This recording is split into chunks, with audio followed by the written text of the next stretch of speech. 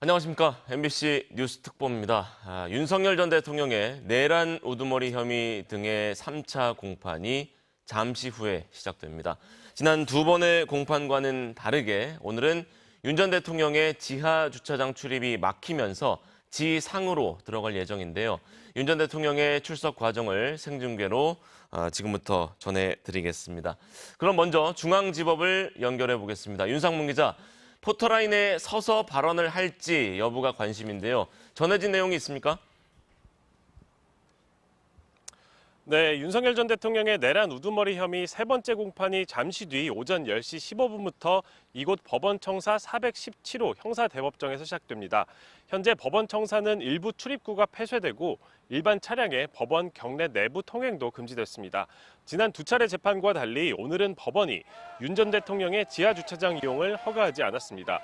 다른 피고인들, 또 이명박 박근혜 전 대통령과 똑같이 윤 전 대통령도 법원 출입구로 걸어서 들어가게 된 건데요.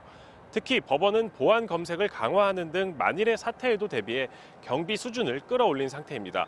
출입구 주변으로는 언론사의 포토라인도 설치돼 있고요. 또 출입구 앞에 윤 전 대통령 지지자들이 모여 구호를 외치고 있습니다.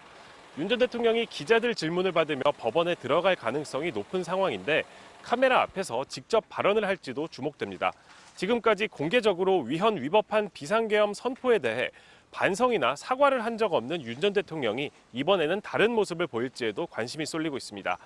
윤 전 대통령의 피고인석에 앉은 모습이 처음으로 공개된 지난 2차 공판과 다르게 이번엔 법정 내부는 공개되지 않습니다. 네, 오늘 재판의 쟁점 아무래도 윤 전 대통령의 국회의원 끌어내라는 지시 여부인데 윤 전 대통령은 줄곧 부인을 해왔습니다. 오늘도 이 지시를 들었다는 증인들이 출석하는데 어떤 문답이 오갈까요? 네, 오늘 공판에서는 오상배 수도방위 사령관 부관에 대한 증인 신문이 진행될 예정입니다. 계엄 당일 이진우 전 수방사령관 차량을 함께 타고 국회에 투입됐던 수행 장교였습니다. 앞선 검찰 조사에서 유의미한 진술을 하기도 했는데요. 이 전 사령관에게 총을 쏴서라도 문을 부수고 들어가서 끌어내라는 대통령 지시를 들었다고 진술한 인물입니다. 이 전 사령관 역시 당시 들은 말은 정확히 기억나지 않지만 수행 장교가 맞다면 맞다는 취지로 진술하는 등 신뢰를 나타냈습니다. 윤 전 대통령의 지시 내용이 간접적으로 확인된 건데 윤 전 대통령 측은 재판 내내 그런 지시를 한 적이 없다는 입장입니다. 오후에는 박정환 특전사 참모장 증인신문도 계획돼 있는데요. 당시 곽종근 전 특전사령관과 특전사가 맡았던 임무들을 중심으로 신문이 이어질 것으로 보입니다.